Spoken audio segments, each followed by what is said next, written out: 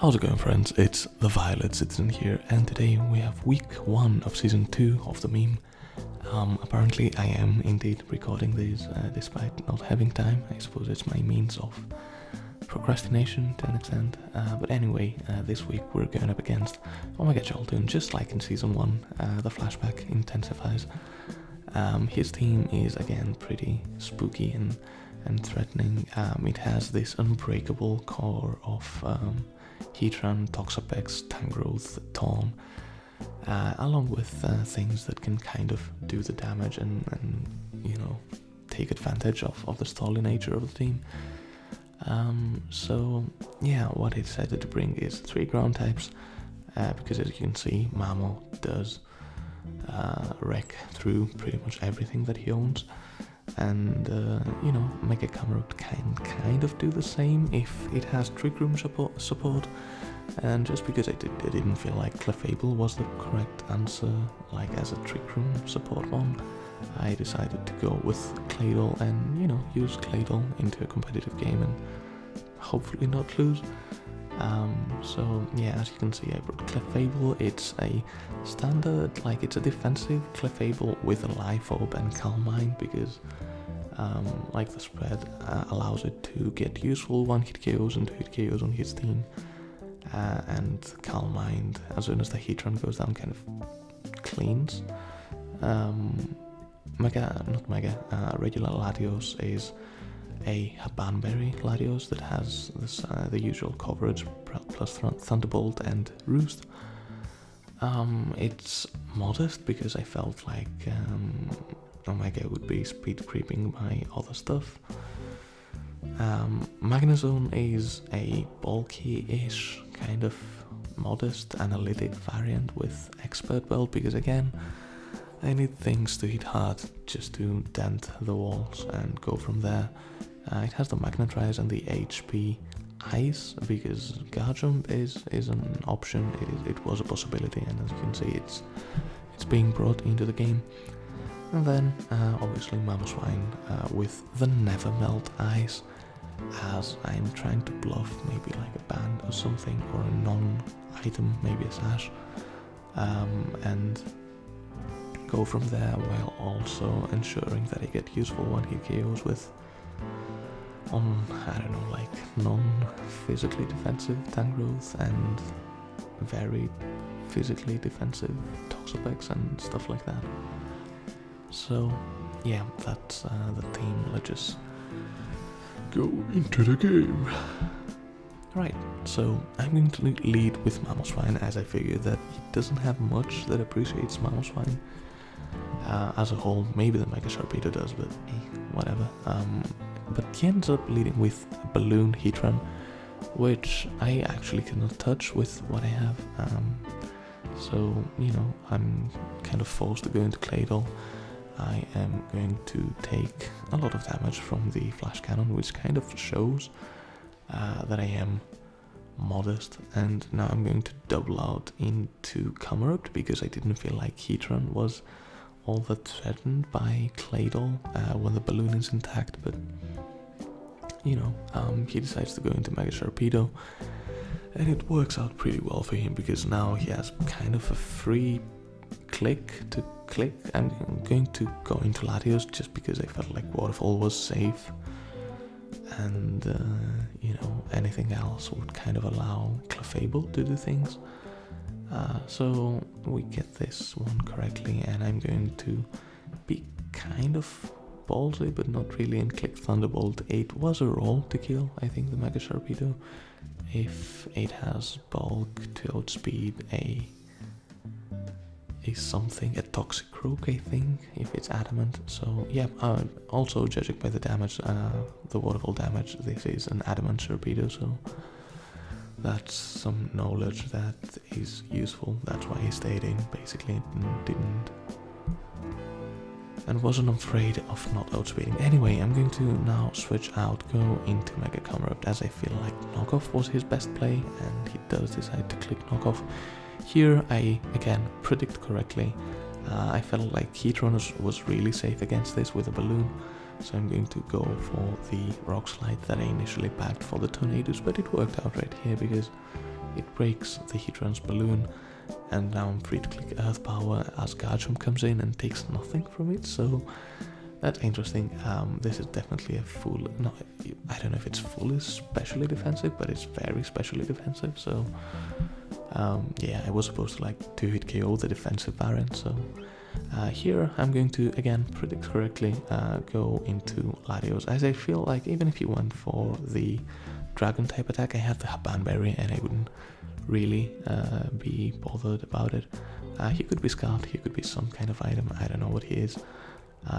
So I'm guessing that he'd switch out, so I'm going to go for the Psychic.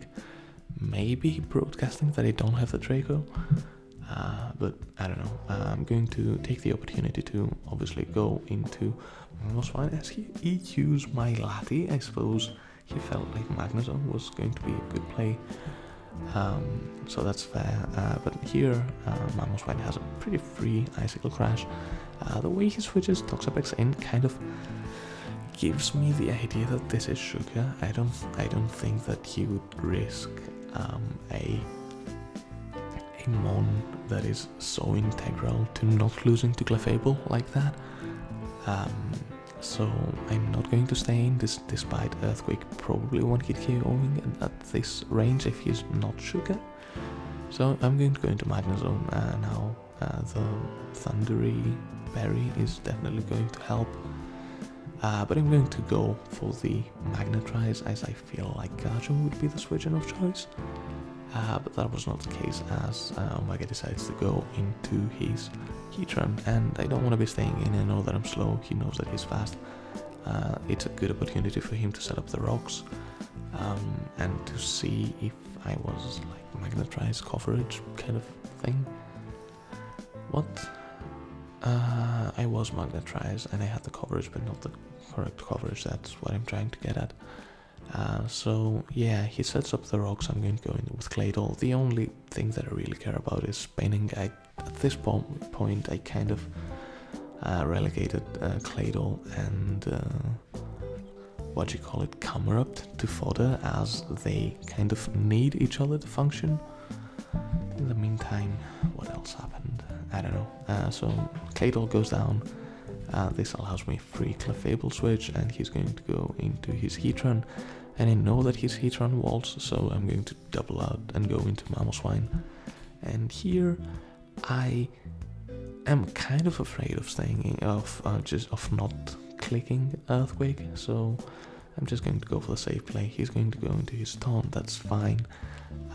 If he has Focus Blast, HP Ground, Superpower, I think I'm just free to go into Magnezone. It turns out that he has Superpower and he gets a crit, and he's also probably physical to an extent, as the crit damage implied. But this kind of allows me free switch into Mamoswine, and here I don't think that he's going to stay in, so I'm going to just click EQ. But he decides to stay in, click Superpower again. I felt like he could be doing that, but at -1 I wasn't threatened. So he's going to click Superpower again. Now I'm just not going to play around. I'm going to click Eye Shot and take the threat down. Mega Sharpedo goes for Waterfall, implying that he probably doesn't have the... No, I wasn't choiced, I wouldn't outspeed, so... Yeah, you're right, viewer, I suppose, and Omega. So yeah, Camerupt goes down, Latios is in, and things are going to happen right here. I'm going to just click Thunderbolt, because I'm afraid if Tangrowth comes in, that's fine, I can roost on it. Knockoff is going to take away my Banberry, but that's fine, because I can get the damage off, and then he can knock off all he wants. I can just roost up. I doubt that the crits, that a crit is going to be relevant after the first roost, so I'm just free to keep clicking that. Occasionally going for Psychic and stuff. Again, knock off, roost, all this kind of thing. So yeah, I have 3 mons right here. I kind of want to preserve Latios to a decent amount of health, to take Heatran hits, to take like waterfalls from a Mega Sharpedo, and do all of that. So, you know, with time and with care and with love, the tank growth goes down. Garchomp comes in. I suppose I had not revealed my dragon coverage, and I'm able to click Draco and take the Garchomp out, which is nice. Maybe thought I was a bulky variant, I don't know, because I had some kind of bulk on the thing. So yeah, I'm going to go into Clefable as he goes into his Sharpedo. This is okay for me. I am going to again predict him to switch out because Mega Sharpedo is his biggest win condition. Like it's the thing that two of my mons cannot go against. So yeah, I'm going to double into Mamoswine, predicting him to go into either of the other mons, like both would work against Clefable. And yeah, Toxapex is, as you can see, Sugar Berry and very physically defensive, which is alright, because if it was specially defensive I would have trouble taking it down with a Thunderbolt, but now I don't think that a crit is relevant. If it is, then sorry. But what is going to be relevant is here. I'm going to go for the Thunderbolt. I don't do enough damage. Draco does marginally more, but with no investment it does like 41 maximum. With the investment that Omega had on this, it did 39 maximum. So realistically I needed a crit to win the game, and what do you know, I'm going to get it. So yeah, that's unfortunate for Omega, but I don't know, I'll take it. Hacks is a thing that happens in games. As you can see, he has the Destiny Bond tech, so it's going to be like a 0 differential win, but it's going to be a win no matter what. I didn't really deserve the game, to be honest. I didn't really prep for Mega Sharpedo by choice as well. Like, I understood that it was a big threat, but it was like, okay, I can just sack things and then threaten out, but you know, it doesn't really work like that.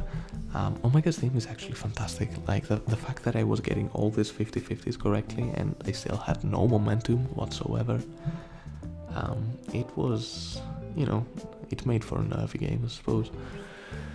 So yeah, I definitely see Omega again putting a really strong contention for the title. Is this a sentence that I'm allowed to say? I don't know. Anyway, Cowboy Peeplop, the team, Crystal Palace and the gang and the things and the stuff won the game, and yeah, we're 1-0 in meme. Hey, good times. Maybe I'll upload the rest of my games. I don't guarantee anything. Stay tuned if you're interested, I suppose. And yeah, thank you for watching. Have a wonderful day. Goodbye.